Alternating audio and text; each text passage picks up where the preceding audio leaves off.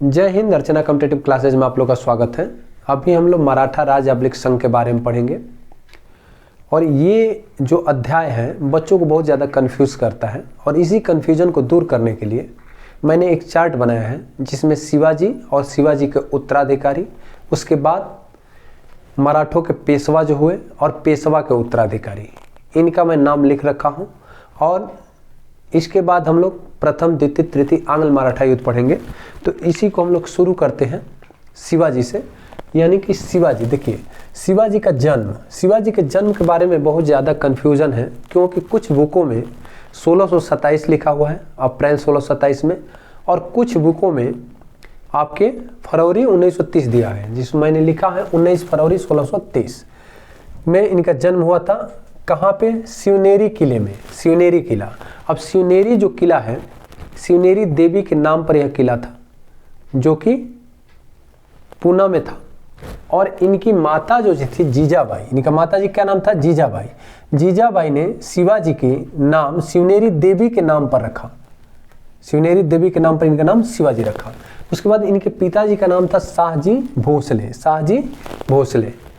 और इनके जो गुरु है जिसमें दादाजी कोंडदेव जो कि इनके संरक्षक थे, और राजनीतिक गुरु, जब भी क्वेश्चन आ जाए कि राजनीतिक गुरु कौन थे तो दादाजी कोंडदेव जो कि शाहजी भोसले के दोस्त थे, और यही इनका संरक्षण किए थे शिवाजी का शिवनेरी के किले में।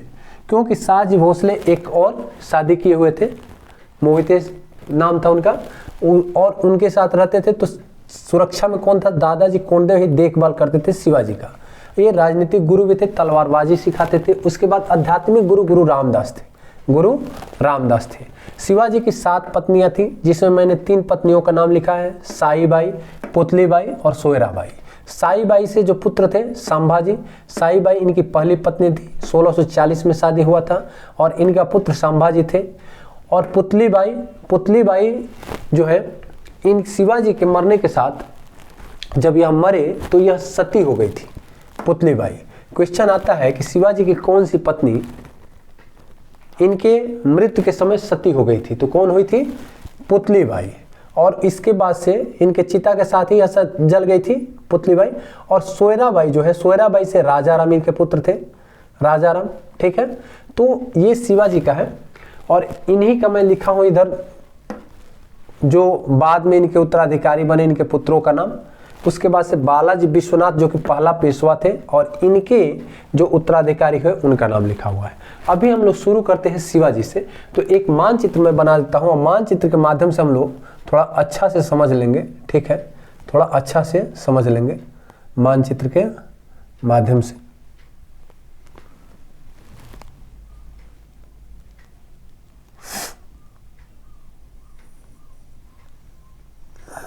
ठीक है, अब देखिए शिवाजी का जन्म जब हुआ था तो उस समय भारत की स्थिति क्या थी? भारत में जो यूरोपीय कंपनियां थी, जिसमें पुर्तगाल, डच और अंग्रेज आ चुके थे। यहाँ पे दिल्ली में मुगल बहुत ताकतवर थे। दिल्ली यानी कि भारत में मुगलों की सत्ता चल रही थी। भारत में किसकी शासन व्यवस्था चल रही थी? मुगलों की। और दक्षिण में एक यहाँ पे राज्य था, ठीक है, बीजापुर। इसके बाद से इधर अहमदनगर, जहाँ पर शिवाजी के पिताजी शाहजी भोसले सर्विस किए हुए थे, यहाँ पे अधिकारी पद पे रह चुके थे। और पूना, ये मान लीजिए कि क्या है? पूना में शिवनेरी किला था। कौन सा? शिवनेरी किले से ही इन्होंने अपना विजय अभियान शुरू किया। इसको नोट कर लीजिए, यहाँ पे शिवाजी लिख लीजिए। और शिवाजी का पहला किला इन्होंने 16 वर्ष की उम्र में, यानी कि 1646 में, 16 वर्ष की उम्र में 1646 में तोरण का किला जीता। कौन सा? तोरण का किला। अब क्वेश्चन आएगा कि पहला किला कौन सा शिवाजी ने जीता था? तो तोरण का किला। और इसी साल मुरुमगढ़ का भी किला जीते थे, मुरुमगढ़ का किला, 2 किला जीते। और इसके बाद फिर 1647 में इन्होंने कोंडाना जीता। कौन सा? कोंडाना किला, जो कि बीजापुर के अधीन आता था। किसके? बीजापुर के अधीन आता था। अब शिवाजी जो अपना विजय अभियान शुरू किए, यानी किले को जीतते थे, तो ये इनकी युद्ध करने की पद्धति थी, ये आमने सामने युद्ध नहीं करते थे, ये छापा मार युद्ध करते थे। कौन सा? छापा मार, जिसे गुरीला युद्ध भी कहते थे। गुरीला अब्लिक छापा मार, यानी कि एक बैक ये अपने दुश्मनों के ऊपर अटैक कर देते थे, उनको पता ही नहीं चलता था और उनको पराजित कर देते थे। तो तोरण का किला इन्होंने जीता 1646 में, और उसके बाद से कोंडाना, ठीक है, इसी पद्धति से जीते। आजकल जैसे सर्जिकल स्ट्राइक होता है उस टाइप का। उसके बाद 1647 में जैसे ही कोंडाना जीते, ये बीजापुर के आदिल शाही सुल्तान के अधीन आता था। आदिल शाही सुल्तान। अब ये क्या किया कि इनके पिताजी शाहजी भोसले को उठवा लिया, यानी कि इन्हें अरेस्ट कर लिया, और जिसके कारण फिर शिवाजी को 1648 में इस किला को वापस करना पड़ा। तब इनके पिताजी को छोड़ा कौन? बीजापुर के सुल्तान। इसके बाद 1654 में पुरंदर का किला जीतते हैं, पुरंदर का किला, और 1656 में जावली और जुनार का किला। यहां से इन्हें बहुत सारा धन प्राप्त हुआ शिवाजी को। इसके बाद फिर 1657 में अपने विजय अभियान को आगे बढ़ाते हुए इन्होंने अहमदनगर और जुनार राज्य दोनों पर आक्रमण कर दिए। और उस समय मुगलों की तुति बोलती थी, यानी कि मुगलों का ही पूरा वर्चस्व था। इधर ढक्कन वाला जो क्षेत्र था महाराष्ट्र वाला, इस पर मुगलों का चलता था। तो यहाँ पे मुगलों से पहली बार शिवाजी की आमना सामना हुआ, और उस समय औरंगजेब था इधर, और यहाँ पर इन्हें पीछे हटना पड़ा। किनको? शिवाजी को अहमदनगर और जुनार राज्य जीतने के क्रम में इन्हें मुगलों से सामना हुआ और पीछे हटना पड़ा, ठीक। इसके बाद फिर इन्होंने 1657 में ही आप देखेंगे कि ये वाला जो क्षेत्र था कोंकण वाला क्षेत्र, ठीक है, जो पश्चिमी तट आप देखते हैं, जब ज्योग्राफी में पढ़ेंगे 3 भागों में बांटा हुआ है कोंकण, उसके बाद से कन्नड़ और मालाबार तट। तो कोंकण वाला यानी कि गुजरात वाले क्षेत्र में आप देखेंगे कि इसको भी इन्होंने विजय कर लिया, कोंकण वाले क्षेत्र को विजय कर लिया। लेकिन यहाँ पर इसके कोंकण क्षेत्र के अधीन था एक जगह जंजीरा, और ये सिद्धियों के हाथ में था। एक सिद्धि जाति थे, इनके अधीन था, इसको नहीं जीत पाए। सिद्धियों पर यहाँ कब्जा यानी जंजीरा वाले क्षेत्र पर नहीं कर पाए शिवाजी। अब इस तरह से इनका जब वर्चस्व बढ़ते जा रहा था, और यहाँ पे अहमदनगर और जुनार राज्य जो जीते, तो इन्हें उसके बाद से यहाँ से औरंगजेब वापस चला गया था दिल्ली की तरफ से, और इसी का इंतजार कर रहा था बीजापुर का सुल्तान। क्या किया कि इसके बाद से इन पर अटैक कर दिया। किन पे? शिवाजी पर, ठीक है, शिवाजी पर अटैक कर दिया 1659 में। वो भी अटैक सुल्तान नहीं किया, बल्कि इसने अपना एक आदमी भेजा अफजल खां को, और अफजल खां बहुत ताकतवर व्यक्ति था। अफजल खां को बोला कि चाहे शिवाजी को अरेस्ट करो और खत्म कर दो। अफजल खां आया, और अफजल खां आने के बाद से इसने अपना एक दूत भेजा, कृष्णजी भास्कर। क्या नाम था? कृष्णजी भास्कर को भेजा, जिसमें कृष्णजी भास्कर शिवाजी से मिले, और शिवाजी से मिलने के बाद से बोले कि अफजल खां आपसे मिलना चाहते हैं। और जगह तय हुआ प्रतापगढ़ जंगल, जो कि पूना में ही पड़ता था। प्रतापगढ़ जंगल में अब तय हो गया कि यहाँ पे मिलेंगे शिवाजी से, अफजल खां मिलेगा। और शिवाजी को पहले ही इनके अधिकारियों द्वारा बता दिया गया था कि अफजल खां बहुत खतरनाक व्यक्ति है।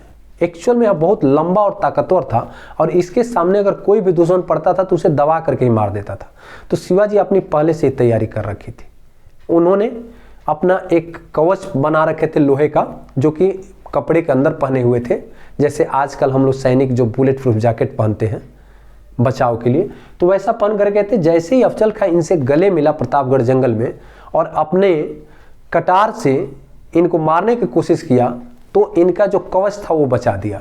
और कवच से बचते ही इन्होंने, इनके पास बगनखा था, जो बाघ के नाखून की तरह का हथियार रखे थे, उसके बाद कटार से अटैक कर दिए और अफजल खां की हत्या कर दी। अफजल खां की हत्या जैसे ही इन्होंने किया, इनकी सेना वहीं पर ये छुपा के रखे थे, उनको वो पूरी सेना अफजल खां की सेना पर टूट पड़ी और पूरा कत्लेआम मचाई। और जब अफजल खां मारा गया तो इसकी सूचना किसको मिली? दिल्ली में। ठीक है, इस समय कौन था शासक? औरंगजेब। औरंगजेब। इसको जब पता चला तो ये तुरंत दक्षिण के लिए 1660 में अपना एक यहां पर सूबेदार कह लीजिए या इस ढक्कन का देखने के लिए यहाँ पे क्या बोलते हैं आपके वायसराय नियुक्त कर दिए शाइस्ता खां को। किसको? शाइस्ता खां। शाइस्ता खां को नियुक्त कर दिया कि तुम ढक्कन वाले क्षेत्र को देखो और शिवाजी को कंट्रोल करो, ये तो पूरा हमारे क्षेत्र में आतंक मचा रहा है। इस टाइप का कहना था किसका? औरंगजेब का। शाइस्ता खां आया और आने के बाद से बीजापुर के सुल्तान आदिल शाह से मिल करके और पुणे के कुछ किलों को जीत लिया। और जीतने के बाद से 1663 में ये सोचा कि बरसात तक पूना में रुकते हैं और उसके बाद शिवाजी को देखते हैं। तब तक अप्रैल माह में ही शिवाजी ने एक बैक इसके आवास पर आक्रमण कर दिया। किसके? मामा शाइस्ता खां। शाइस्ता खां किसका मामा लगता था? औरंगजेब का मामा था। तो शाइस्ता खां पर यह अटैक कर दिए और अटैक करने के बाद से इसका पुत्र फतेह खां मारा गया। पुत्र इसका शाइस्ता खां का फतेह खां मारा गया और शाइस्ता खां किसी तरह से बच करके भागा, जिसमें तलवार से शिवाजी के इसका अंगूठा कट गया। यह सूचना जब मिली औरंगजेब को तो औरंगजेब बोला कि मामा शाइस्ता खां, मैं तो सुना था कि महाभारत में मामा शकुनी ने अपने भांजों के लिए बहुत कुछ किया था, अपने भांजों के लिए बहुत कुछ किया था, लेकिन आपको जब मैं भेजा तो आप सुपनेखा की तरह से अपना अंगूठा ही कटा करके आ गए और अब आप इधर के लायक नहीं हो, जाओ कहाँ पे? बंगाल क्षेत्र में, यानी बंगाल की तरफ भेज दिया गया शाइस्ता खां को। और यहाँ पर अपने पुत्र मुअज्जम को डिटेल किया, मुअज्जम को डिटेल किया दक्षिण का वायसराय बना करके। इसके बाद से मुअज्जम रहे और उसी समय 1664 में शिवाजी ने सूरत को लूट लिया। सूरत को पहली बार लूटा। ठीक है, और यहां से इसे अपार धन मिला, अपार धन की प्राप्ति हुई। 1664 में 8 जनवरी 1664 को, 8 जनवरी 1664 को लूट लिया। और उसके बाद आप देखेंगे कि सूरत को लूटने के बाद से यहाँ पर सवाई जय सिंह को डिटेल किया गया। सवाई जय सिंह जो कि आमेर किला जयपुर के राजा थे, इनको डिटेल किया गया। बोला कि किसी तरह से शिवाजी को कंट्रोल करो। अब इस तरह से सवाई जय सिंह पूरी तैयारी के साथ आकर के और शिवाजी को घेर लिए और घेरने के बाद से एक पुरंदर की संधि करनी पड़ी। कौन सी? 1665 में पुरंदर की संधि, जो कि शिवाजी के लिए अपमान वाली संधि थी, क्योंकि इनके जीते हुए जो किले थे, 35 किला जीते थे, उसमें से 23 किला इन्हें मुगलों को देना पड़ा।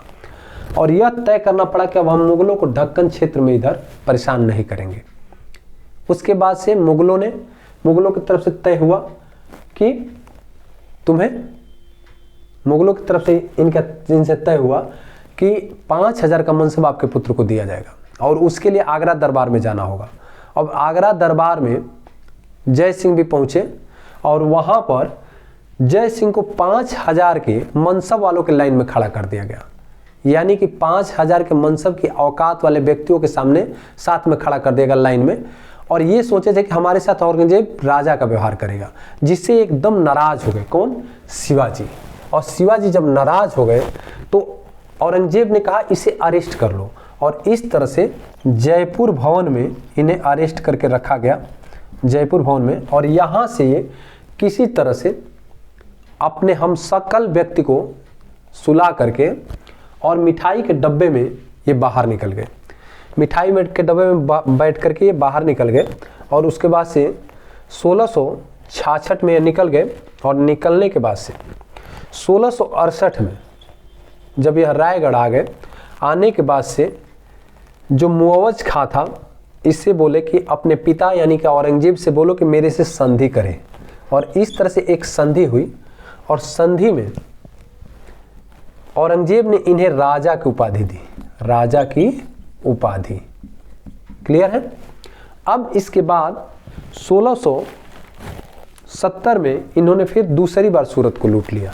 1670 में सूरत की दूसरी बार लूट। क्लियर है। यहां से इन्हें बहुत सारे पैसे मिले, जब भी इन्हें जरूरत पड़ता था तब किसी न किसी राज्य को लूट लेते थे।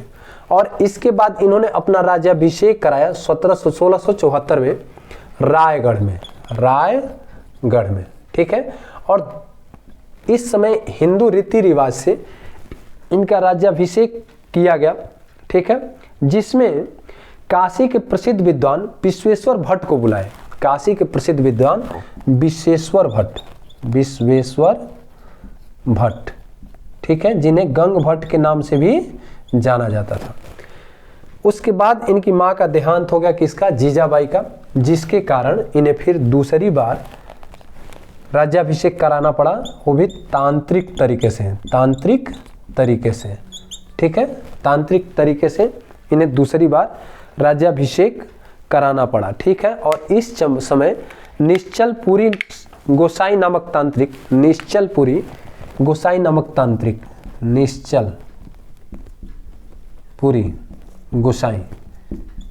इसने इनका तांत्रिक तरीके से फिर दोबारा रायगढ़ में राज्याभिषेक कराया।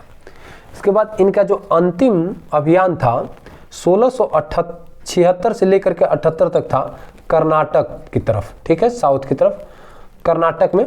और कर्नाटक में 78 में जिंजी का किला जीते, जो कि अंतिम किला था, जिंजी का किला। पहला किला इन्होंने कौन जीता था? तोरण। पहला किला तोरण, दूसरा जिंजी का किला। उसके बाद 2 साल जो इनका समय था 78 के बाद 79-80 वाला, 80 में इनकी मृत्यु हो गई। ये इनके लिए बहुत कष्टदायक था, क्योंकि इनका पुत्र जो संभाजी थे इनके दरबार से निकल करके भाग गए और ढक्कन के सूबेदार से मिले तो ढक्कन के सूबेदार से मिले, और मिलने के बाद से ये दुखित रहने लगे, क्योंकि ये संभाजी से बहुत प्यार करते थे शिवाजी, और इसके कारण ये बीमार चलने लगे। और 1680 में इनकी मृत्यु हो गई। कब हो गई? 1680 में इनका मृत्यु हो गया। क्लियर है। यहां तक हम लोग का क्लियर हो गया। देखिए, शिवाजी का जन्म किस किले में हुआ? शिवनेरी के किला में। माता पिताजी का नाम, उसके बाद राजनीतिक गुरु कोंडदेव, उसके बाद आध्यात्मिक गुरु रामदास। पहला किला तोरण का किला जीते थे। उसके बाद से कोंडाना, पुरंदर, जावली, जुनार, अहमदनगर, और इसके बाद से अहमदनगर के समय में ही औरंगजेब और मुगलों से भिड़ंत हुआ, जिसमें पीछे वापस आना पड़ा। फिर कोंकण, ठीक है, जंजीरा के सिद्धियों को नहीं जीत पाए, अफजल खां की मृत्यु कर दिए। ठीक है। शाइस्ता खां को हराए, पराजित किए, इसके बेटे को मार दिए। उसके बाद सूरत को लूटा, पुरंदर की संधि हुई सवाई जय सिंह के द्वारा, और इसके बाद से इन्होंने अपना राज्याभिषेक कराया दूसरी बार सूरत को लूट करके, और फिर अंतिम किला जिंजी का किला जीते। तो शिवाजी के बारे में हम लोगों ने जाना, और यहीं से क्वेश्चन आएंगे। अब इसके बाद से आप देखेंगे कि संभाजी आ गए थे। नोट कर लीजिए, संभाजी। ठीक है। इसको मैं मिटा देता हूं। संभाजी का जो कार्य था, इनसे कोई क्वेश्चन तो विशेष आएगा नहीं, क्योंकि इनका जो कार्यकाल था आप देख लीजिए, यहीं पर मैं समझा दे रहा हूं आपको बोर्ड पर ही। संभाजी 1680 और 89 तक, देखिए जब ये वापस उसी समय आ गए थे ढक्कन से, तो इन्हें कैद कर दिया गया। पन्हाल के किले में इन्हें क्या कर दिया गया? संभाजी को कैद कर दिया गया। और जब शिवाजी की मृत्यु हुई तो इनका जो छोटा पुत्र थे राजाराम, जो कि सोयराबाई से थे, इन्होंने ही अंतिम संस्कार किया, और उसी समय ये राजा की उपाधि इन्हें मिली, मैंने इन्हें राजा बनाया गया। लेकिन फिर संभाजी को 1680 में 1-2 महीने बाद फिर संभाजी को बना दिया गया। जब मराठा पूरे सरदारों ने कहा तो संभाजी बना दिए गए। अब संभाजी 1680 से लेकर के 89 तक रहे, और 81 में 1681 में इनसे आ करके अकबर, जो कि औरंगजेब का पुत्र था, मिला और अपने लिए सहारा मांगा, क्योंकि वो मुगल दरबार से ही नाराज होकर के आया था, और इसे शरण दिए। इसे अकबर को शरण दिया किसने? संभाजी ने, ठीक है। और देने के बाद से मुगल जो औरंगजेब था बहुत ही नाराज था, संभाजी से नाराज था। तो और इधर जो है शिवाजी का जो मंत्रालय है जिसके बारे में मैं बता नहीं पाया अभी, शिवाजी अष्टप्रधान मंत्रालय था, मीन्स 8 मंत्रालयों के द्वारा ये अपना शासन चलाते थे, जिसमें सबसे ऊपर पेशवा था, पेशवा यानी कि जो प्रमुख मंत्री था। उसके बाद से अमात्य थे जो कि अर्थ मंत्री थे। कौन थे? अर्थ मंत्री। और इसके बाद से आप देखेंगे कि मंत्री एक था जो कि दरबारी लेखक था। कौन था? मंत्री। नोट कर लीजिएगा, तीसरा दरबारी लेखक। उसके सुमंत थे जो कि विदेशी मामलों को देखते थे।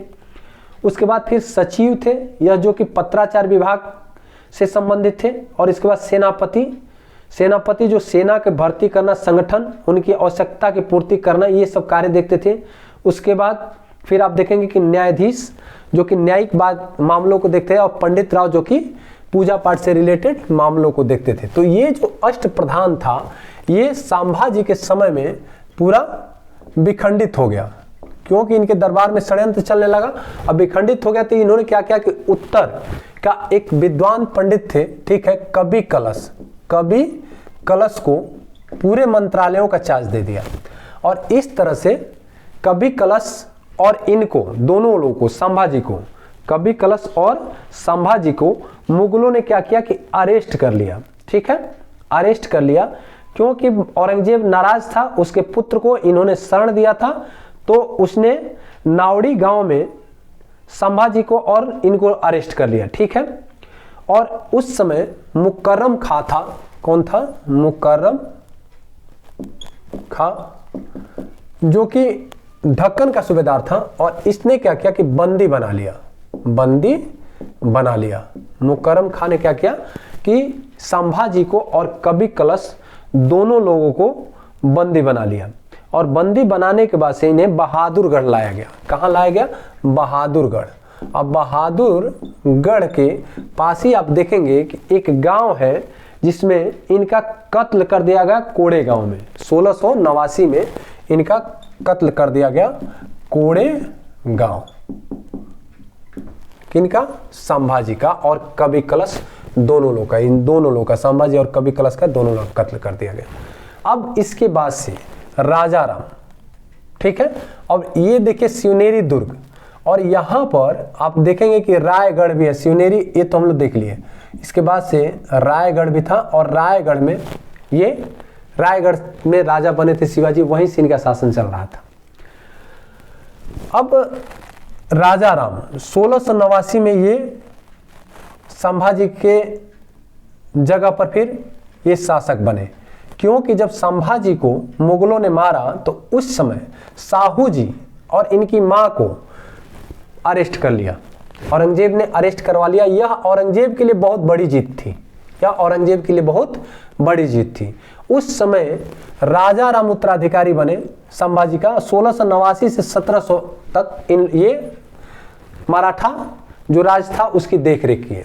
और उसके बाद से ये रायगढ़ से भाग करके और आ गए जिंजी के किला की तरफ, और जिंजी में इन्हें अरेस्ट कर लिया गया, ठीक है। 1691 करीब इन्हें अरेस्ट कर लिया गया और 8 साल रखा गया, यानी 98 तक, ठीक है।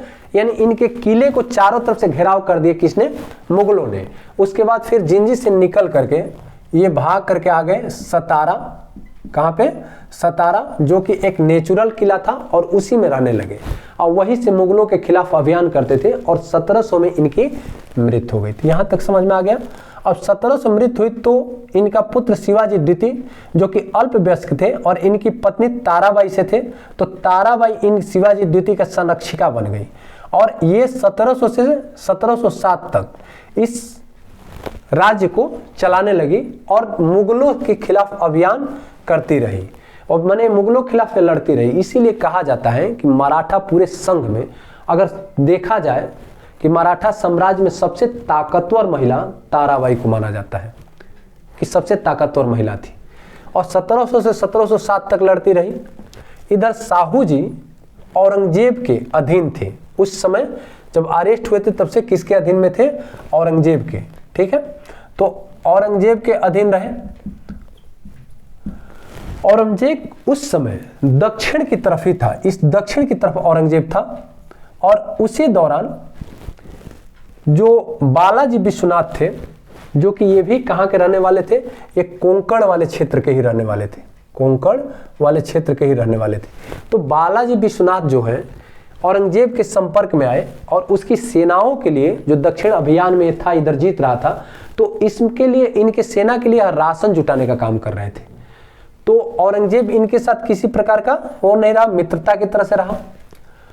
और उसी समय कहा जाता है कि साहू जी से बालाजी विश्वनाथ की मुलाकात हुई दक्षिण में ही, जब यह औरंगजेब के अधीन थे साहू जी। और उसी समय कुछ गुप्त रूप से बात हुई और ये छुड़ाने का कोशिश भी किए, लेकिन छुड़ा नहीं पाए। माने इनको इसके कैद से औरंगजेब के छुड़ा नहीं पाए। कौन? बालाजी विश्वनाथ। उसके बाद फिर 1707 में, देखिए 1707 में, 1705 की बात है, 1705 तक ये दक्षिण की तरफ ही औरंगजेब रहा। 1707 के करीब में जब औरंगजेब की मृत्यु हो गई, औरंगजेब की मृत्यु हो गई 1707 में, ठीक है। और 1707 में मृत्यु होने के बाद इसका पुत्र जो था, पुत्र आजम, उसने साहू जी को छोड़ दिया। और ये सोच करके छोड़ा कि ये जैसे ही अपने राज्य में जाएगा, यानी महाराष्ट्र पहुंचेगा, तो इसका और पहले से जो शासक है यानी ताराबाई के बीच युद्ध हो जाएगा और ये आपस में ही बर्बाद हो जाएंगे। तो मुगल सोचे कि अब हमें किसी प्रकार की दिक्कत नहीं होगी, ठीक है। अब खेड़ का युद्ध हुआ। इसके बाद क्या हुआ? खेड़ का युद्ध हुआ। और खेड़ के युद्ध में ताराबाई को 1707 में पराजित कर दिया। कौन? जैसे ही ये आया साहू जी, और आते ही साहू जी ने क्या किया कि ताराबाई को पराजित कर दिया। और वो भी किसके कूटनीति से? बालाजी विश्वनाथ। बालाजी विश्वनाथ ने क्या किया कि बहुत सारे इसके ताराबाई के सेनापति जो प्रमुख थे, जैसे धन्ना जी को मिला लिया साहू जी की तरफ, और भी बहुत सारे मराठा सरदारों को साहू जी की तरफ मिला लिए। और कहे कि शिवाजी जो है मराठा को आगे बढ़ाना चाह रहे थे, ठीक है। उनका लक्ष्य था कि क्योंकि शिवाजी के ऊपर सबसे ज्यादा जीजाबाई का प्रभाव था या धार्मिक विचारधारा की थी, तो शिवाजी क्या चाह रहे थे कि एक हिंदवी स्वराज्य का स्थापना हो। तो यहाँ पर वो बोले कि हिंदवी स्वराज वो बनाना चाह रहे थे, लेकिन इस तरह से तो कैसे होगा जब आपस में लड़ेंगे। तो पूरे मराठा साहू जी का साथ दिए, जिसके कारण ताराबाई हार गई। और ताराबाई को हारने के बाद से भागना पड़ा दक्षिण की तरफ। कहाँ पे? कोल्हापुर। और कोल्हापुर से अब यहाँ पर से ये शासन चलाने लगी। और इस तरह से देखेंगे कि मराठा जो राज्य है दो भागों में बट गया। एक का शासन सतारा से चलने लगा, जहाँ साहू जी, और दूसरा ताराबाई कोल्हापुर से ताराबाई, और सतारा से साहू जी, ठीक है। उसके बाद बालाजी विश्वनाथ जो थे ये बहुत बड़े कूटनीतिज्ञ थे। तो ये देखे कि इस समय जय जो दिल्ली वाला था, औरंगजेब के मरने के बाद से दिल्ली के जो जितने भी शासक आए ये सब नालायक थे। यानी कि जो मुगल बादशाह जितने बने, अगर बहादुर शाह को छोड़ दिया जाए तो सभी नालायक थे। और उस समय जुल्फिकार खान जो था, जहादार शाह मुगल शासक थे, उस समय उनका सामंत था जुल्फिकार। तो जुल्फिकार खां से पर बालाजी विश्वनाथ जो है कुछ छूट प्राप्त कर लिए। ढक्कन का जो टैक्स है चौथ सरदेश में वसूलने का, उससे संपर्क करके और छूट प्राप्त कर लिए। और इस तरह से साहू जी के यह बहुत करीब भी हो गए। और 1713 में उस समय साहू जी ने क्या किया कि जब ये खेड़ के युद्ध में सपोर्ट किए थे साहू जी का, तो उस समय बालाजी विश्वनाथ को सेना करते का है, सेना करते यानी कि सेना को इकट्ठा करने वाला एक पद बना दिए। क्योंकि शिवाजी का जो अष्ट प्रधान पद था उसी में एक सेना करते इन्होंने पद बना दिया। और 1713 में इन्हें फिर पेशवा बना दिया गया। क्या बना दिया गया? पेशवा। अब पेशवा बनने के बाद से ये देखे कि जो मुगल दरबार है इसमें षड्यंत्र बहुत ज़्यादा चल रहा था उस समय। और जुल्फिकार खां की हत्या कर दी। किसने? सैयद बंधुओं ने। सैयद बंधु जुल्फिकार की हत्या कर दी। और इस समय सैयद बंधु बहुत ताकतवर थे, जिसमें अब्दुल्ला खां था, अब्दुल्ला खां और इसका एक भाई था हुसैन अली खां, हुसैन अली खां, ठीक है, हुसैन अली खां। इस समय फर्रुख सियर जो 13 में फर्रुख सियर मुगल बादशाह थे जो कि 1713 से लेकर के 19 तक रहे। अब फर्रुख सियर के समय जो चल रहा था, फर्रुख सियर को बनाने वाले कौन थे? सैयद बंधु। ये सैयद बंधु बनाए थे इनको राजा, तो इन्हीं का दबदबा था मुगल दरबार में। और इस चीज को जो और सामंत थे ये देख रहे थे और वो लोग बहुत चिढ़ रहे थे, सोच रहे थे कि इनको कैसे हटाया जाए। उस समय हुसैन अली खां को दक्षिण की तरफ जो ये वाला क्षेत्र है ढक्कन वाला, इसका चार्ज दिया गया था और अब्दुल्ला खां दिल्ली दरबार को देख रहे थे। फर्रुख सियर को बहुत सारे सामंतों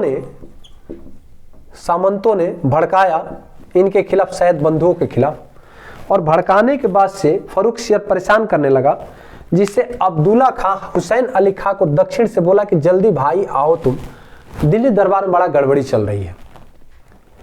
और इधर जब अगर दक्षिण की तरफ छोड़ते हैं तो यहाँ मराठे बहुत ताकतवर थे। बालाजी विश्वनाथ पेशवा बन चुके थे 1713 से 20 में, और साहू जी, ठीक है। अब यहाँ पर साहू जी, इन लोगों का गठजोड़ बहुत मजबूत पड़ रहा था। तो हुसैन अली खां सोचा कि अगर इधर से हम चले जाते हैं दिल्ली तो मराठे हमें छोड़ेंगे नहीं, और दिल्ली दरबार में ऐसे ही जो फर्रुख सियर है यानी कि सम्राट जो है मुगल सम्राट, ये भी नाराज है, इस तरह से हम मुगलों और मराठों के बीच में दोनों भाई पिस जाएंगे। तो इसने दोस्ती कर ली बालाजी विश्वनाथ और साहू जी के साथ में, और इस तरह से दोस्ती करके और एक संधि की, ठीक है, क्या किया? एक संधि किया, और संधि करने के तहत तय हुआ कि हम घुड़सवार सहायता देंगे, घुड़सवार सैनिक सहायता देंगे, और 15,000 सैनिक आपको सहायता के रूप में साहू जी बोले कि दिया जाएगा, ठीक है। इसके बाद से हुसैन अली खां बोला कि ठीक है, हम अबे आपको पूरा जो ढक्कन वाला क्षेत्र है इसमें जितने भी राज्य है इसका चौथ और सरदेशमुखी दिलवा दूंगा, चौथ और सरदेशमुखी दिलवा दूंगा। और इस तरह से एक संधि तय की गई, और 15,000 घुड़सवार सैनिकों के लेकर के बालाजी विश्वनाथ कहां पहुंच गए? दिल्ली दरबार में। जब दिल्ली दरबार में पहुंचे तो यहां पे फर्रुख सियर को अपदस्थ कर दिया गया। ये फर्रुख सियर जो है मुगल बादशाह था उसमें 13 से 19 तक, इसको अपदस्थ कर दिया गया और अपदस्थ करके इसकी हत्या कर दी गई। और जो संधि हुई थी, ठीक है, जो संधि हुई मराठों में और सैयद बंधुओं में, तो उस समय फर्रुख सियर से तो दुश्मनी इनकी चल ही रही थी। अब इसको जब हत्या कर दे तो हत्या करने के बाद से इन लोगों ने एक बहुत ही कमजोर जो शासक थे, जो टीबी रोग से भी ग्रसित थे, उनको बना दिए, ठीक है। रफी उद दर्जा जो कि सबसे कम समय के लिए मुगल सम्राट थे, सबसे कम समय तक, ये भी आता है क्वेश्चन। तो रफी उद दर्जा बनाया गया और रफी उद दर्जा से साइन करवा लिया गया उस संधि पे, जिसका नाम था दिल्ली की संधि। और दिल्ली की संधि को एक अंग्रेज थे, ठीक है, रिचर्ड टेम्पल, क्या नाम था? रिचर्ड टेम्पल, जिसने इसे मराठों का मैग्ना कार्टा कहा, मराठों का मैग्ना कार्टा, ठीक है, क्वेश्चन आ सकता है। मराठों का मैग्ना कार्टा किस संधि को कहा गया था? तो दिल्ली की संधि को। अब इसके तहत बहुत सारे छूट मिल गए मराठों को कि ये पूरा चौथ वसूल सकते हैं। और इधर जो है, जो दूसरा पत्नी से शिवाजी का जो पुत्र है राजा राम, ठीक है, राजा राम के जो वंशज है, शिवाजी द्वितीय का शासन था। शिवाजी द्वितीय को तब तक दूसरी पत्नी राजा राम की राज सवाई का पुत्र संभाजी द्वितीय शासक बन गए थे। कहाँ पे? कोल्हापुर का। और इन्होंने 1714 के करीब में, देखिए यहाँ पे मैं लिखा हूँ 1714 करीब में, इन्हें अरेस्ट कर लिया, ताराबाई को, और इस तरह से संभाजी यहाँ के शासक बन गए। तो ये लोग भी अब देखें कि इनका प्रभाव बढ़ते जा रहा है, तो ये लोग भी जल रहे थे, किससे? साहू से। अब यहाँ पर आप देखेंगे कि 1720 में बालाजी विश्वनाथ की मृत्यु हो गई, 1720 में बालाजी विश्वनाथ की मृत्यु हो गई। ये साहू के लिए बहुत दुखद घटना थी। और उस समय इनके जो पुत्र थे, बड़े पुत्र बाजीराव प्रथम, ये मात्र 20 वर्ष के थे, ये मात्र 20 वर्ष के थे, ठीक है। और इन्हें ही पेशवा बना दिया साहू जी ने, पेशवा बना दिया साहू जी ने। यानी कि आप देखें कि बालाजी विश्वनाथ कूटनीति में बहुत तेज थे और मुगलों को कूटनीति में कैसे पीछे कर दिए। और इधर जो है अभी जो यूरोपीय कंपनी थी जिसमें पुर्तगाल, डच, अंग्रेज, ये उतने ताकतवर नहीं थे, ये अपना व्यापार ही कर रहे थे।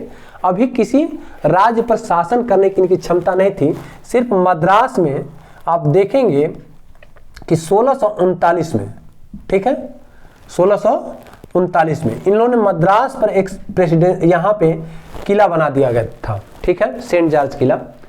तो इधर ये थे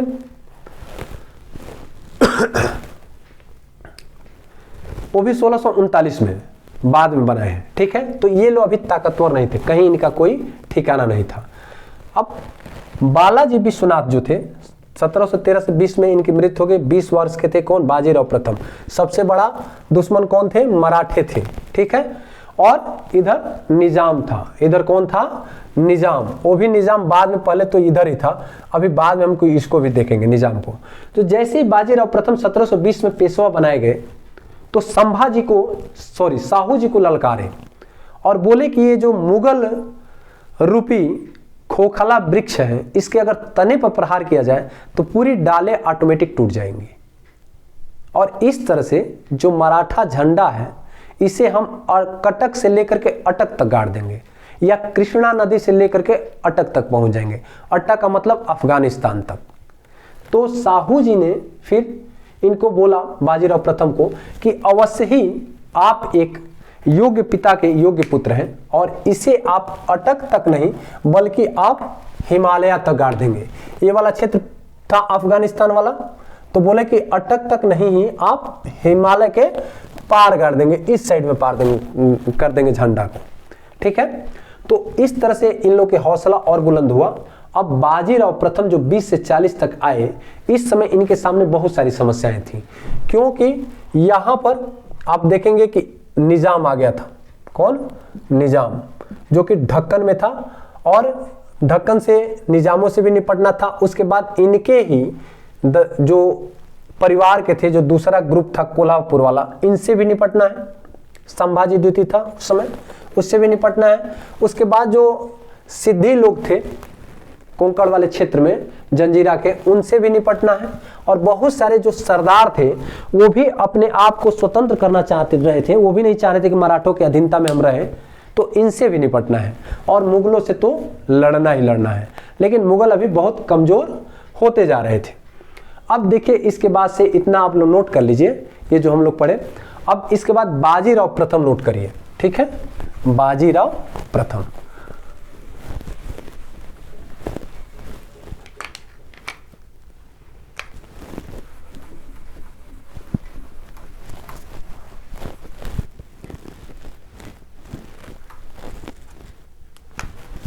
बाजीराव प्रथम, बाजीराव प्रथम, जिनके नाम से एक पिक्चर भी आई हुई है, बाजीराव मस्तानी, पहले से है, उसको भी आप लोग देख लेंगे तो थोड़ा सा इनका इतिहास पता चलेगा, ठीक है। तो बाजीराव प्रथम जो कि 1720 से लेकर के और 40 तक 20 वर्ष की उम्र में यहाँ पेशवा बन गए थे। और इनके सामने मैं बताया कि बहुत सारी समस्याएं थी। तो सबसे पहले तो निजाम से इन्हें निपटना था। निजाम जो कि निजामुल मुल्क आसफ जा था, निजामुल मुल्क आसफ जा।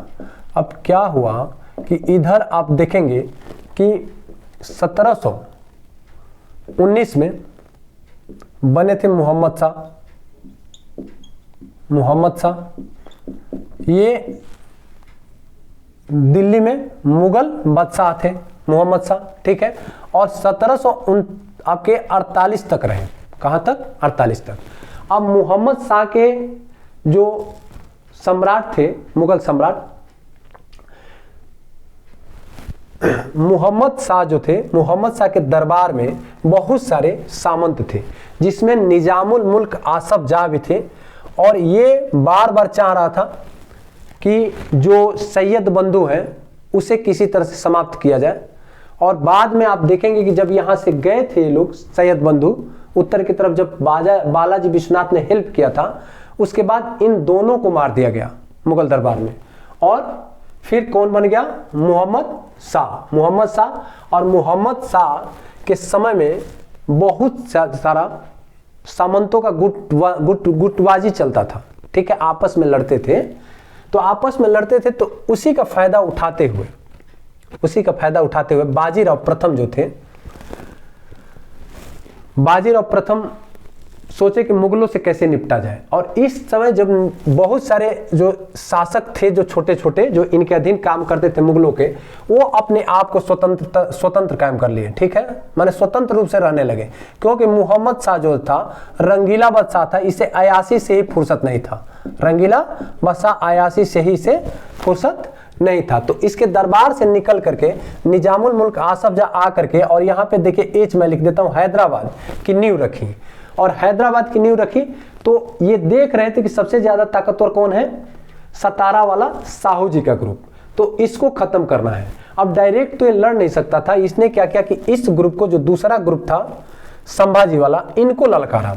और ललकारते हुए इसने क्या किया कि 1724-25 के करीब में, ठीक है, या 25-26 के करीब में, 1725-26 के करीब में इनको ललकार के और साहू जी के ऊपर अटैक करवा दिया। और साहू जी के बहुत सारे सेना को अरेस्ट कर लिया। और उस समय जो बाजीराव प्रथम थे, ये कहाँ थे? कर्नाटका साइड में, कर्नाटका आए हुए थे, कर्नाटक की तरफ, ये वाले क्षेत्र में आए हुए थे। अब जब ये वापस गए तो देखे कि साहू जी को भी अरेस्ट कर लिया गया और उनकी सेना को भी बंधक की टाइप से बना दिया गया है। तो इन्होंने क्या किया कि सबसे पहले कूटनीति का प्रयोग करते हुए निजाम से निपटना सोचा। और निजाम को 1728 में, ठीक है, 1728 में पालखेड़ा के युद्ध में पराजित कर दिया और एक संधि करने पर मजबूर कर दिया। और इस तरह से आप देखेंगे कि मुंगी सिव गांव की संधि हुआ, मुंगी सिवा गांव की संधि। और ये कान पकड़ा, बोला कि आज के बाद मेरे से गलती किसी प्रकार की नहीं होगी, मैं कान पकड़ता हूं और अब मैं मराठों के खिलाफ नहीं जाऊंगा और नहीं मैं संभाजी का सहायता करूंगा। आप लोग अब यहां से पूरा चौथ सरदेशमुखी ले सकते हो, ठीक है। जब ये चीज देखा संभाजी कि मेरा सहायता कर रहा था और ये कान पकड़ के उठक बैठक कर रहा है साहू के पार्टी की तरफ, माने बाजीराव प्रथम के सामने, तो इसने भी 1731 में वारणा की संधि कर ली। 1731 में वारणा की संधि साहू जी के साथ कर ली और बोला कि साहू भैया, आज के बाद मैं भी कोई गलती नहीं करूंगा और नहीं किसी प्रकार का हस्तक्षेप करूंगा। अब इस तरह से वारणा की संधि हो गई इनके द्वारा। अब उसके बाद इन्हें निपटना था गुजरात और इधर विस्तार करना था, गुजरात और मालवा। तो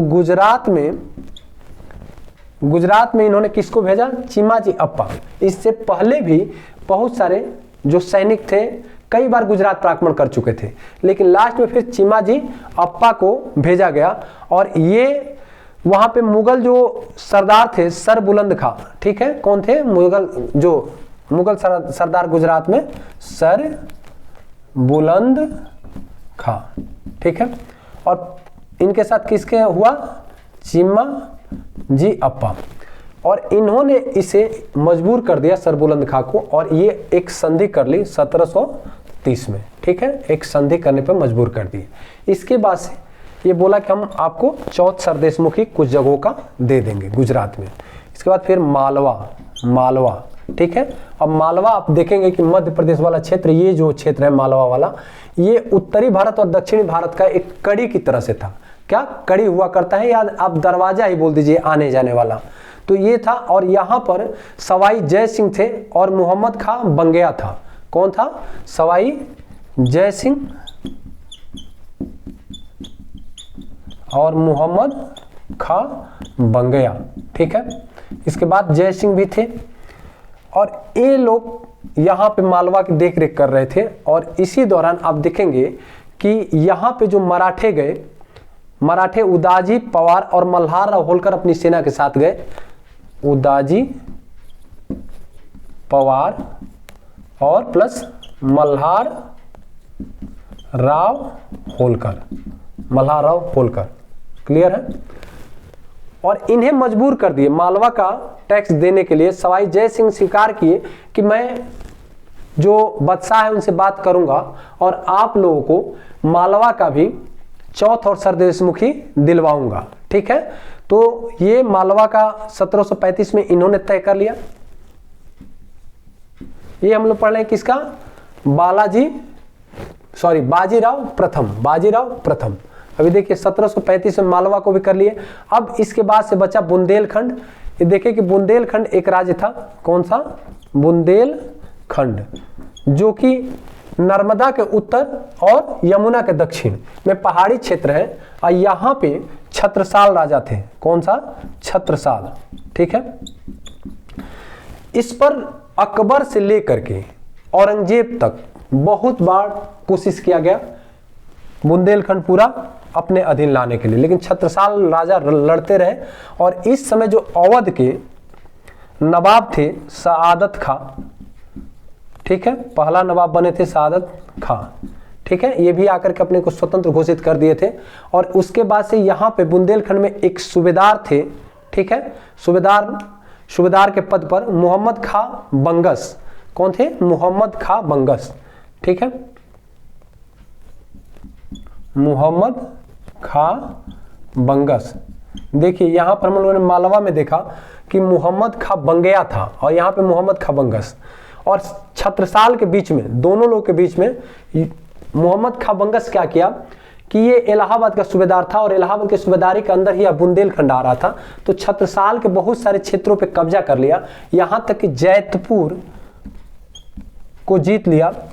तब छत्रसाल राजा ने क्या किया कि बाजीराव प्रथम को बोला कि मेरी सहायता करिए। और बाजीराव प्रथम अपनी घुड़सवार सैनिक लेकर के गए और लेकर जाने के बाद से जो जो कब्जा किया हुआ था उस क्षेत्र को दिलवा दिया राजा छत्रसाल को, जिसके कारण राजा छत्रसाल ने एक दरबार का आयोजन किया। और वहीं पर एक मुस्लिम नर्तिका आई थी मस्तानी,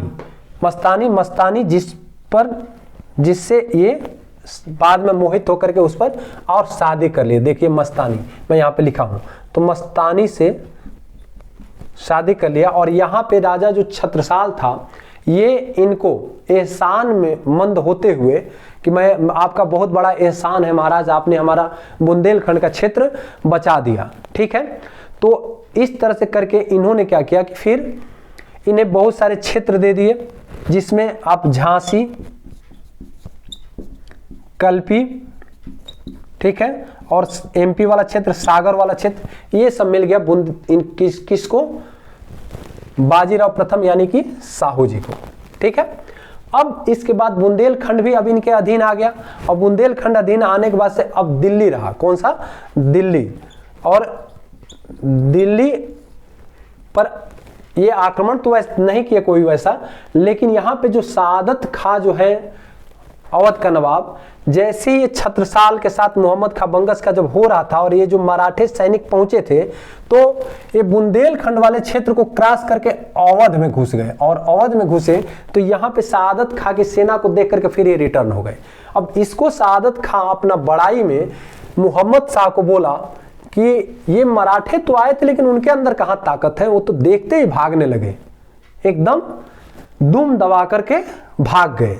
अब इसी को दिखाने के लिए बाजीराव प्रथम 500 घुड़सवार सैनिकों के साथ पूरा ये क्षेत्र लांघते हुए, जो क्या बोलते हैं आपके जाठों का, और दिल्ली दरबार में पहुंच गए। और दिल्ली दरबार में जाने के बाद से वहां पे मोहम्मद शाह भागने की तैयारी कर चुका था, लेकिन ये 3 दिन रुके और मोहम्मद शाह कहा कि मैं आप लोगों को कुछ रियायतें दूंगा, छूट दूंगा। तो उसी समय ये जो निजाम है, निजामुल मुल्क आसफ जाही ये वाला, ठीक है, तो इसने रोक दिया मोहम्मद शाह को, बोला कि रुकिए, ये कुछ नहीं करेंगे, इनकी कहाँ औकात है। क्योंकि अब ये भूल चुका था कि मुझे 1728 में पालखेड़ा के युद्ध में हराए थे, 10 साल हो गया था, और इसने भोपाल में इनको गिन लिया, किनको, बाजीराव प्रथम की सेना को, और जिसमें यह पराजित हुआ। कौन पराजित हुआ?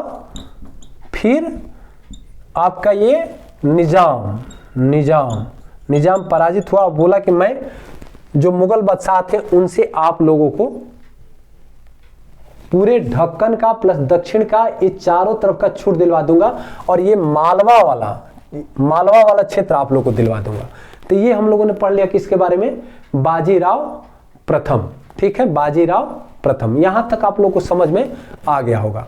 और बाजीराव प्रथम के बाद, ठीक है, अब बाजीराव प्रथम के 3 पुत्र थे, जिसमें देखिए ये बालाजी बाजीराव प्रथम, बालाजी बाजीराव ये बड़े पुत्र थे, और रघुनाथ राव, और मस्तानी से शमशेर बहादुर था। ठीक है, तो बालाजी बाजीराव इसके बाद पेशवा बने 1740 से लेकर के 61 तक, और इस तरह से आप पेशवा पद देखिए, बालाजी विश्वनाथ, बाजीराव प्रथम, उसके बालाजी बाजीराव, यानी कि एक तरह से ये क्या हो गया, ये अब देखेंगे पीढ़ी दर पीढ़ी आ रहा है। ठीक है, तो ये वंशानुगत हो गया, ये क्या हो गया? वंशानुगत पद हो गया इनके पक्ष में। तो ये नोट हो गया होगा आप लोग का, नोट कर लीजिए किसको, यहाँ पे मैं नोट करते जा रहा हूं, बालाजी बाजीराव। ठीक है, यहीं से आप लोग नोट कर लीजिए, बालाजी बाजीराव, इनके बारे में अब हम जानेंगे 1740 से 61 तक। अब बाजीराव प्रथम जो थे ये कोई युद्ध नहीं हारे थे, और कहा जाता है कि शिवाजी के बाद सबसे ज्यादा अगर गुरिल्ला युद्ध का किसी के पास नॉलेज था तो बाजीराव प्रथम के पास था। अब बालाजी बाजीराव, इनके क्षेत्रों को देखे हम लोगों ने कि गुजरात, उसके बाद से मालवा, बुंदेलखंड, निजाम प्लस दिल्ली तक पहुंच गए थे। अब इसके आगे इन लोगों ने, बालाजी बाजीराव के जो मराठे सैनिक थे, इन लोगों ने आगे बढ़ाया, और इस तरह से यहां पर जैसे इस साइड में आप देखेंगे कि दिल्ली दरबार में जब 1737 में कौन आ गया था? बाजीराव प्रथम जाकर के अपना 500 घुड़सवार सैनिकों के साथ से पूरा दहशत मचा दिए थे। उसके बाद 1739 में अफगान शासक नादिर शाह आया था। कौन? नादिर शाह, और करनाल का युद्ध हुआ था मुगलों के द्वारा, मुगलों के साथ करनाल, जिसमें मुगलों की बुरी तरह से पराजय किया और दिल्ली तक कत्लेआम मचाया। तो इस तरह से अब इनका खोखलापन पूरा क्लियर हो गया था कि ये कितने कमजोर हैं। कौन? मुगल कितने कमजोर हैं, ये क्लियर हो गया था। इसके बाद आप देखेंगे कि आगे जो बालाजी बाजीराव के सैनिक थे, ये दिल्ली दरबार में अपना दबदबा बनाए, और उसके बाद से उत्तर और पश्चिम की तरफ, यानी कि ये सिंध वाले क्षेत्र की तरफ आ गए। किधर? सिंध वाले क्षेत्र की तरफ। और यहां पर नादिर शाह का एक सैनिक था, अहमद शाह अब्दाली ने अपना प्रतिनिधि अपने पुत्र तैमूर को बना दिया था, तैमूर लंग।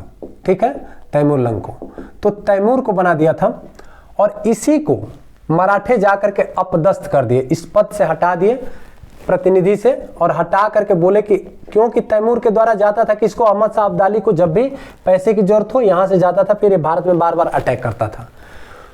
इनको जाकर के मराठे हटा दिए प्रतिनिधि के पद से, और यहां से भगा दिए, बोले भागो यहां पे मराठे रहेंगे।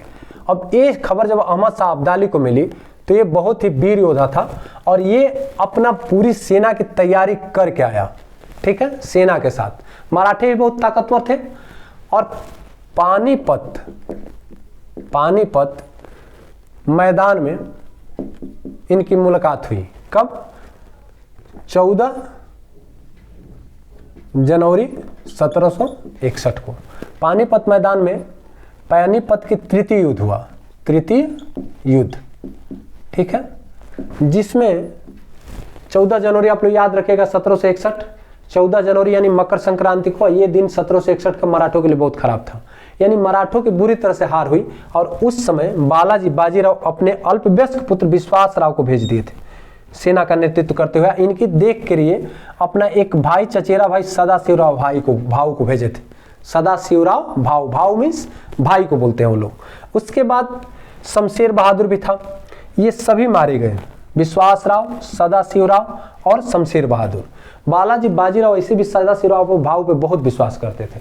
ये खबर जब बालाजी बाजीराव को मिला, बालाजी बाजीराव को जब मिला कि पानीपत के युद्ध में बहुत बुरी तरह से हार गए और उसके बाद से बहुत सारी सेना मारी गई, 28,000 करीब सेना, तो बताया जाता है कि उस समय कोई ऐसा इतिहासकारों का कहना है कि महाराष्ट्र का कोई भी ऐसा परिवार नहीं था जिसने अपना बेटा नहीं खोया था।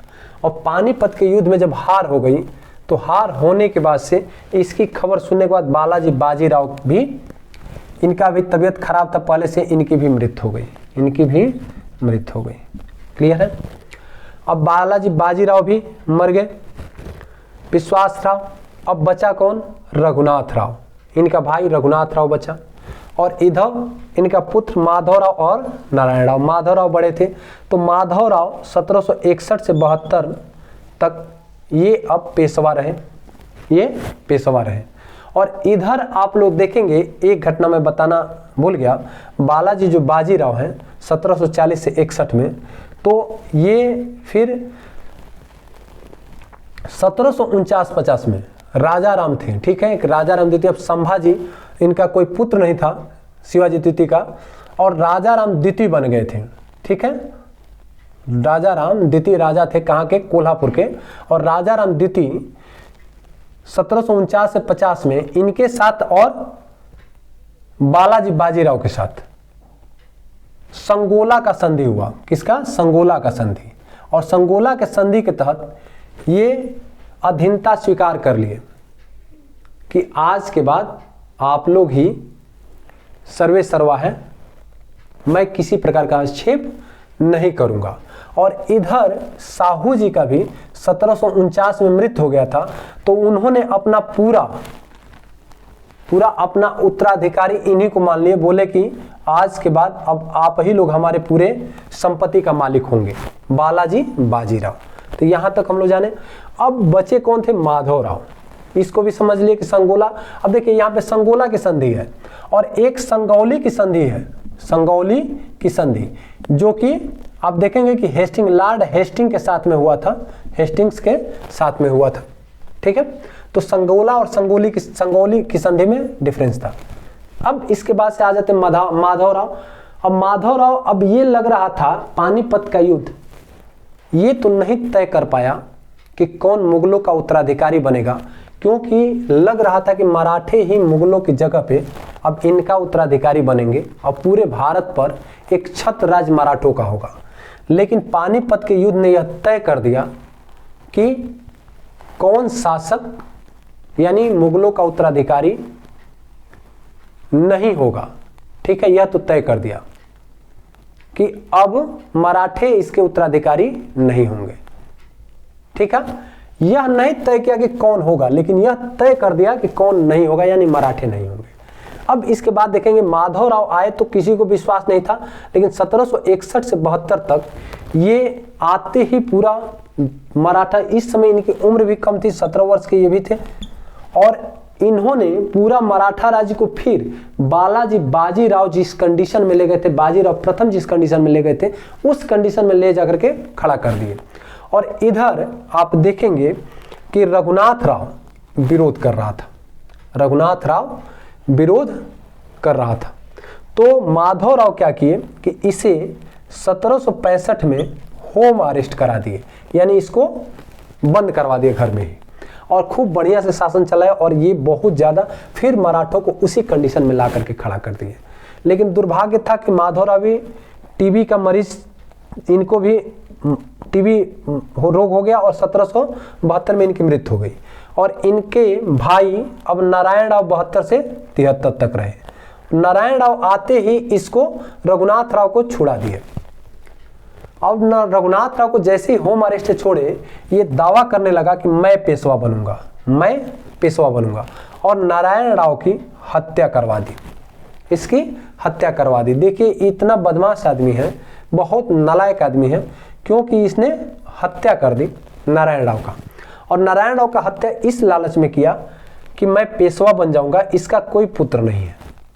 और मरने के तुरंत बाद माधवराव जिन्हें सवाई माधवराव कहा जाता है, माधव नारायण राव, यानी माधवराव द्वितीय, सवाई माधवराव और माधव नारायण राव, ये पैदा हो गए थे।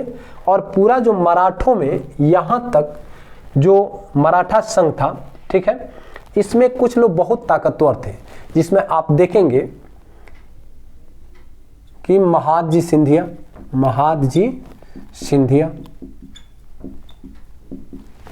इसके बाद नाना फडणवीस, ये दोनों लोग पानीपत के युद्ध से बच गए थे। पानीपत के युद्ध में ये लोग भी गए थे, लेकिन ये बच गए थे किसी तरह से। इसके बाद से थे तुकोजी होलकर, और यहाँ पर बालाजी विश्वनाथ के समय से ही जब इन्हें एक संधि करनी पड़ी थी, किसके साथ, जो मुगल राजा के साथ किए थे, जिसमें सैयद बंधुओं के साथ, और जिसमें एक उस संधि को मैग्ना कार्टा बोला गया था मराठा का, उसमें छूट मिला हुआ था। उसमें पूरा ढक्कन का जो 6 प्रांत थे सबको चौथ और सरदेशमुख को सुनने के लिए मिला था। उस समय ये बहुत सारे मराठा सरदारों को वसूली करने के लिए अलग अलग क्षेत्र दे दिए थे, और वहां से भी मराठे बहुत सारे अपने साम्राज्य का विस्तार कर रहे थे।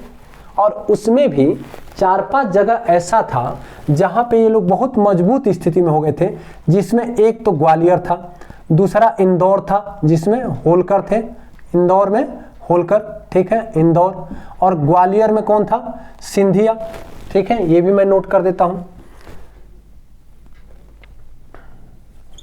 इंदौर में होलकर, ग्वालियर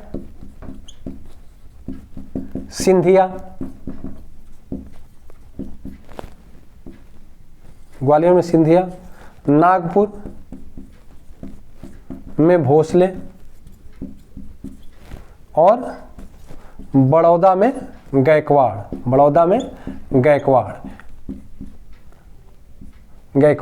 अब गायकवाड़ जो था ना, ये तो अंग्रेजों का चमचा था। अब नागपुर में भोसले थे, ग्वालियर में सिंधिया और होलकर, ये भी बहुत ताकतवर थे। ये लोग अपना अलग से ही एक राज्य स्थापित करना चाह रहे थे, और उधर अगर ये लोग हस्तक्षेप करते थे पेशवा, तो ये किसी प्रकार का अंग्रेजों, क्या बोलते हैं आपके, मुगलों से मिलने में हिचक नहीं करते। और इस समय तक अंग्रेज भी थोड़ा ताकतवर हो गए थे, अंग्रेजों से मिलने में ये लोग कोई भी कतुहाई नहीं करते, तो इस डर से इनको भी नहीं छेड़ा जा रहा था। अब माधवराव जो सवाई माधवराव कहे जाते हैं, 1774 से लेकर 1795 तक थे। कहा जाता है कि 1795 में ये जो नाना फडणवीस थे, इनके कारण हत्या अपना कर लिए थे, ये आत्महत्या कर लिए थे। और 1795 में अब कौन बन गया, बाजीराव द्वितीय, ठीक है। और इससे पहले थोड़ा सा हम लोग देखते हैं कि जब रघुआ, यहाँ पे इसको बाद में समझते हैं, रघुनाथ राव जैसे ही माधवराव को बनाया गया 1774 में, जब ये सोचा कि नारायण राव का मृत्यु कर दे तब तो कोई होगा नहीं, तब तक इनका पुत्र पैदा हो गया, और इनको यही जो तीनों ताकत थी, इन लोगों ने मिल करके और किसे पेशवा घोषित कर दिया, माधवराव को, ठीक है, माधवराव द्वितीय यानी सवाई माधवराव माधव नारायण राव को। और इस समय इन लोगों ने क्या किया कि 12 भाई काउंसिल यानी कि 12 भाई काउंसिल, एक 12 लोगों का परिषद बनाए, और इन सभी लोगों ने मिलकर के किसको चुन दिया था, माधवराव को। और इससे रघुनाथ राव देखा कि अब तो मैं बन ही नहीं पाऊंगा। पूरे जो मराठे थे नाराज थे कि नारायण राव की हत्या रघुनाथ राव ने क्यों किया। अब नाराज के कारण, और यहाँ पे ये लोग इतने ताकतवर थे कि अब ये सोचा कि मैं पेशवा नहीं बन पाऊंगा, तो ये भाग करके कहाँ चला गया, अंग्रेजों के पास। और अंग्रेज भी तो यही चाहते थे कि आए कोई हमारे पास, क्योंकि अंग्रेज आप देखेंगे कि यहाँ पे मुंबई वाले क्षेत्र में ये अपना प्रेसिडेंसी कायम कर चुके थे, ठीक है, मुंबई वाले क्षेत्र में ये लोग थे। और इनसे मिला कौन, रघुनाथ राव, बोला कि अंग्रेजों से मिल करके, और यहाँ पे इसने सूरत की संधि कर ली, सूरत की संधि, ठीक है, सूरत की संधि कर लिया। और सूरत की संधि में तय हुआ, अंग्रेज बोले कि ठीक है, हम आपको सहायता देंगे, 2500 सैनिकों की सहायता दे देंगे, किसको, रघुनाथ राव को। रघुनाथ राव बोला कि जब 2500 आप सैनिकों की सहायता दे देंगे तो हम अपने भाइयों से जीत जाएंगे, ठीक है, अपने भाइयों से जीत जाएंगे। और अंग्रेज बोले तो इसके एवज में हमें क्या मिलेगा, तो बोले कि आपको हम जो सालसेट वाला द्वीप है पश्चिमी तट पे बसई है और इनको दे दूंगा, प्लस सूरत का भी आप टैक्स ले सकते हैं। तो इस तरह से सूरत की संधि हो गई और सूरत की संधि 75 में हुआ था, ठीक है, सूरत की संधि। और सूरत की संधि के तहत तय हो गया और ये अब किससे भिड़ने लगा, माधवराव, सवाई माधवराव के साथ। अब प्लस इनके साथ ये ताकतवर महादजी सिंधिया, नाना फडणवीस, तुकोजी होलकर, ये लोग आपस में कितना भी लड़ते थे लेकिन दुश्मनों के खिलाफ एक हो जाते थे। तो इस समय मराठे बहुत ताकतवर थे, सभी मिले हुए थे, पूरे मराठे सरदार इनके पक्ष में आ गए थे क्योंकि रघुनाथ राव ने मर्डर कर दिया था अपने भतीजे नारायण राव का। अब इसके बाद से सूरत की संधि के तहत युद्ध शुरू हो गई। प्रथम आंग्ल, यहीं से भूमिका बन जाती है प्रथम आंग्ल मराठा युद्ध। और प्रथम आंग्ल मराठा युद्ध कब से कब हुआ था, 1775 से लेकर के और 82 तक, 1782 तक, ठीक है। इस समय तक आप देखेंगे कि बंगाल प्रेसिडेंसी में 1751 में घुस गए थे, कौन, सॉरी 1651 में बंगाल में अंग्रेज। और बंगाल प्रेसिडेंसी में अंग्रेजों की जो रॉबर्ट क्लाइव था 1757 की प्लासी का युद्ध जीता था, 1764 का बक्सर का युद्ध जीता था और उसके बाद इनका द्वैत शासन चल रहा था। इधर मद्रास में अंग्रेज थे ही, मुंबई प्रेसिडेंसी चाह रही थी कि हम भी बंगाल जैसे ही शासन स्थापित कर ले, लेकिन यहाँ इनको बहुत टक्कर किससे मिल रही थी, टक्कर मराठों से। तो ये कर नहीं पा रहे थे, छटपटा रहे थे। ये मौका मिला था सूरत की संधि और सूरत की संधि के तहत ये लोगों ने प्रथम आंग्ल मराठा युद्ध शुरू हो गया जो 1775 से 82 तक चला और ये खूब कोशिश किए। और इस समय फिर पुरंदर की संधि हो गई, पुरंदर की संधि, ये भी अंग्रेजों के साथ ही हुआ और इस ग्रुप के साथ हुआ जो माधवराव का ग्रुप था, इनके साथ पुरंदर की संधि हुआ। और उस समय किसके साथ, बंगाल का जो नवाब, बंगाल का जो गवर्नर जनरल था lord Warren Hastings, lord Warren Hastings, ठीक है। अब देखिए लॉर्ड बारेन हेस्टिंग 1773 के रेगुलेटिंग एक्ट के तहत, क्योंकि 1772 से लेकर 1785 तक था, बंगाल का गवर्नर भी रहा, बंगाल का अंतिम गवर्नर जनरल रहा। तो 1700 और बंगाल का अंतिम गवर्नर और प्रथम गवर्नर जनरल, तो ये 1773 के रेगुलेटिंग के तहत बंगाल का गवर्नर जनरल बन गया था और दोनों प्रेसिडेंसियां बंबई और मद्रास इसके अधीन कर दी गई थी। अब बोला गया था किसी प्रकार के युद्ध और समझौता करना है तो परमिशन लेना होगा बंगाल के गवर्नर जनरल से। यहां किसी प्रकार की परमिशन सूरत की संधि में नहीं ली गई। अब सूरत की संधि में नहीं ली गई का प्रथम आंग्ल मराठा युद्ध हो गया। ये इसके पास जब पत्र लिखकर भेजा गया कि परमिशन दे दीजिए तो ये मना कर दिया, बोला कि मुझे तो मालूम ही नहीं है। और इसे ये पता था कि ये लोग हार रहे हैं, मराठे बहुत मजबूत पड़ रहे हैं, तो इसने पुरंदर की संधि कर ली, पूना में भेजा अपना एक व्यक्ति को और मराठों को बोला कि देखो भाई हमें युद्ध नहीं करना है, हम अपने मराठा जो प्रेसिडेंसी है यहाँ के सैनिकों को भी, बंबई वाली सैनिकों को हम मना कर देते हैं, आपसे कोई युद्ध नहीं होगी। पुरंदर की संधि हो गई। जबकि ये जो बंबई वाली प्रेसिडेंसी के जो अंग्रेज सैनिक थे ये मानने पर तैयार नहीं थे, ये सहायता कर ही रहे थे रघुनाथ राव का। और इन लोगों ने क्या किया था कि परमिशन ले लिया था बोर्ड ऑफ कंट्रोल, यानी जो डायरेक्टर थे जो कंपनी को संचालित करते थे उनसे। जब ये बात पता चला लॉर्ड बारेन हेस्टिंग को तो ये भी पीछे हट गया। और पुरंदर की संधि के बाद फिर एक अपमान भरी संधि हुई, बड़गांव की संधि, बड़गांव की संधि। और इसके बाद से फिर सालाबाई की संधि हुई, सालाबाई की संधि। तो सालाबाई की संधि के तहत 1782 में हुआ था और अंग्रेज और इनके बीच में युद्ध रुक गया। और रुकने के बाद यह तय हो गया कि एक दूसरे का हम जो जीते हुए क्षेत्र है वो वापस कर देंगे और अब हम एक दूसरे के से टकराएंगे नहीं, ठीक है। तो इस तरह से 20 वर्ष के लिए, 20 वर्ष तक इनका आपस में किसी प्रकार का टकराव नहीं हुआ। तो ये हुआ प्रथम आंग्ल मराठा युद्ध। यहां तक हम लोग आ गए हैं 1774 से 1795। इस दौरान कौन था, रघुनाथ राव। और रघुनाथ राव यहाँ पे हार गया। अब रघुनाथ राव से भी एक संधि हुई मराठों के द्वारा, यानी कि इस ग्रुप के, माधवराव के ग्रुप से, और ये हुआ कि आपको पेंशन दे दिया जा रहा है, अब आप किसी प्रकार का तंग नहीं करेंगे। ये भी मान गया और इसे भी पेंशन देकर के बैठा दिया गया। अब इसके बाद हम लोग देखते हैं, ये प्रथम आंग्ल मराठा युद्ध हम लोगों ने देख लिया। अब प्रथम आंग्ल मराठा युद्ध के बाद 20 वर्ष तक शांति रहा। कितने दिन तक? 20 वर्ष तक, ठीक है। और 20 वर्ष तक कोई भी किसी का भी क्षेत्र पर कब्जा नहीं किया। और इस दौरान आप देखेंगे कि द्वितीय आंग्ल मराठा युद्ध, द्वितीय, नोट कर लीजिए, आंग्ल मराठा युद्ध। अगर आप लोग थक जाएंगे तो फिर थोड़ा सा रेस्ट करके फिर इसको देखिएगा, कि इसीलिए मैं डायरेक्ट पढ़ा रहा हूं कि पूरा एक साथ पढ़ाने से आपको कहानी समझ में आए। अब द्वितीय आंग्ल मराठा युद्ध जो था 1803 से लेकर के और 6 तक हुआ था, ठीक है।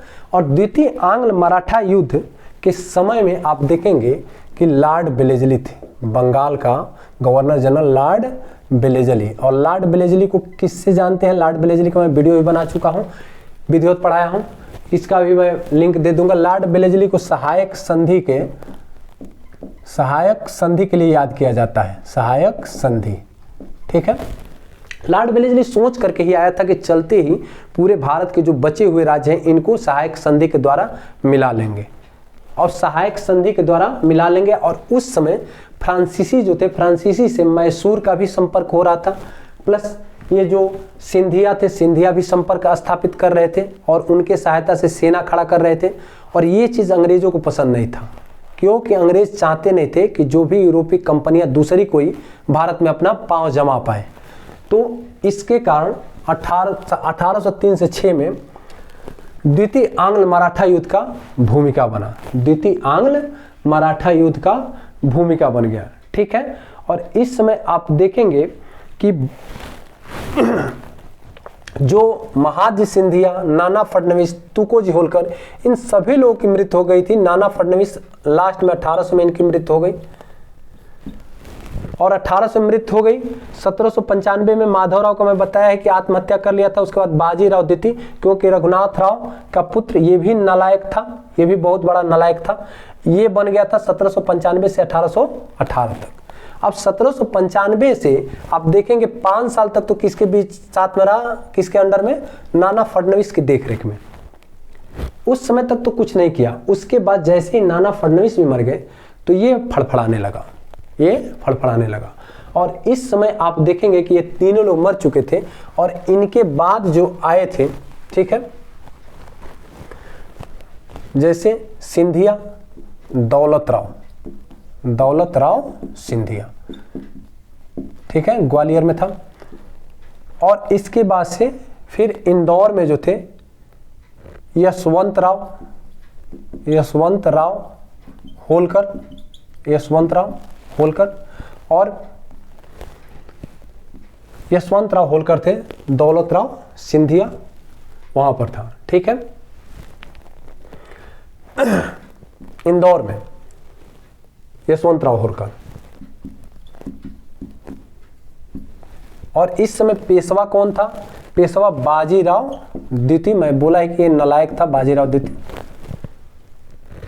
और इस समय 1802 के बाद, ठीक है, 1802 तक जैसे ही इनकी संधि हुई थी 1782 में जब सालाबाई की संधि हुई, तो सालाबाई की संधि के बाद 20 साल तो अंग्रेज अपनी तैयारी में लगे रहे, लेकिन मराठे आपस में ही लड़ते रहे। और सबसे मैं बोला कि नालायक कौन था? बाजीराव द्वितीय। बाजीराव द्वितीय क्या किया कि मराठों को आपस में ही लड़ाने लगा, और इस तरह से यशवंत राव होलकर चाह रहे थे कि बाजीराव जो द्वितीय था पूना में, पूना पर हमारा अधिकार हो जाए, और सिंधिया चाहता था कि मेरा अधिकार हो जाए। यशवंत राव होलकर के भाई जो थे बिट्ठू जी होलकर, कौन थे? बिट्ठू जी होलकर, ठीक है। दौलत राव सिंधिया बाजीराव द्वितीय से मिल गया, इन दोनों की दोस्ती हो गई, और बिट्ठू जी होलकर की हत्या कर दिए।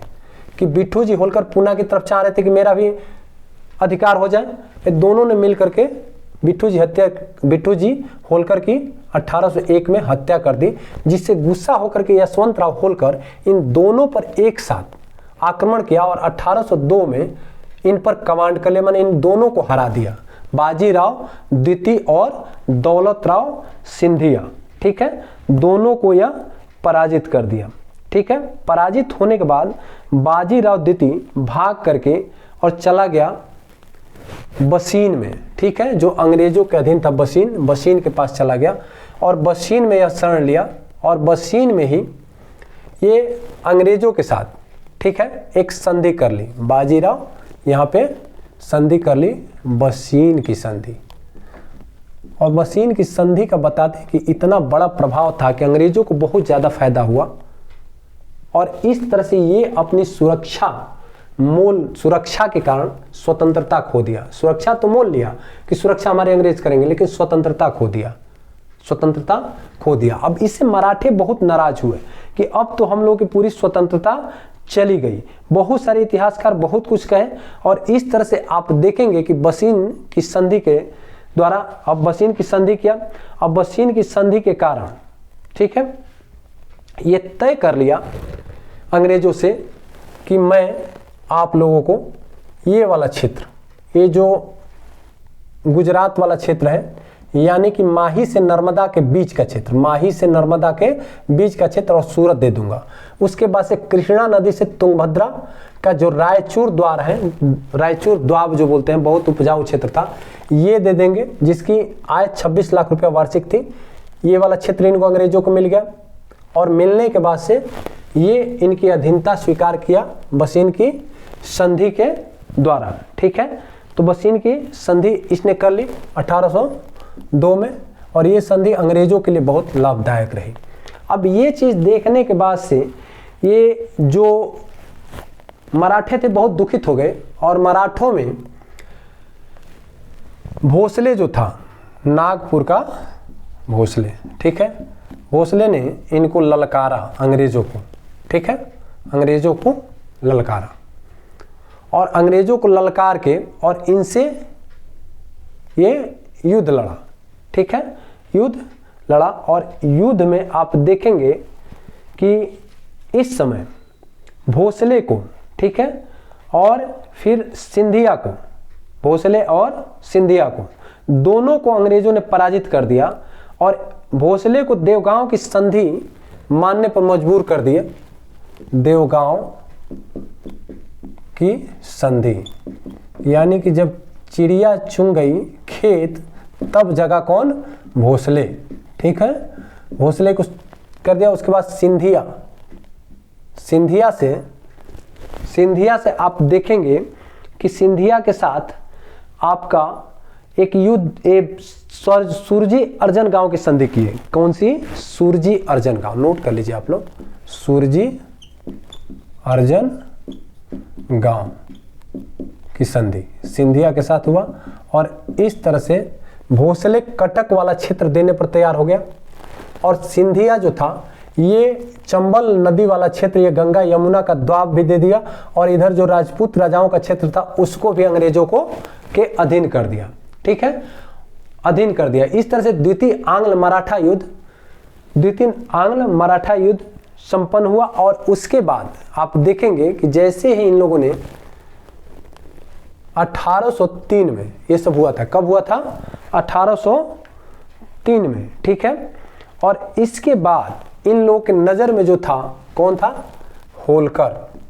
अंग्रेजों की नजर में कौन कर रहा था? होलकर। बोले कि होलकर को भी अब अपनी अधीनता स्वीकार करवा दो। और होलकर पर जब अंग्रेजों ने अटैक किया तो उस समय कौन थे? Lord Wellesley. ठीक है, और लॉर्ड वेलेस्ली और इसका सहायता कर रहा था जनरल लेक, और लेक और लॉर्ड वेलेस्ली मिल करके सिंधिया और भोसले को हराए थे और फिर होलकर पर अटैक किए। होलकर ने क्या किया कि इनको हराया, पहले तो हराते गया और ये हार गए, कई जगहों पे पराजित किया और जिससे, लेकिन अंततः ये बहुत ताकतवर थे अंग्रेज, लग रहा था होलकर जीत नहीं पाएगा। और तब तक अंग्रेजों को जो कोर्ट ऑफ डायरेक्टर के सदस्य थे उनको लग रहा था कि बहुत सारी पैसा खर्च हो रहा है फिजूल में और कुछ फायदा नहीं हो रहा था। तो उन लोगों ने क्या किया कि 1805 में वेलेस्ली को वापस बुला लिया और इसके जगह पे कौन आ गया, बार्लो आ गए। और बार्लो ने राजपुर गांव की संधि कर ली, राजपुर गांव की संधि कर ली किसके साथ, होलकर के साथ।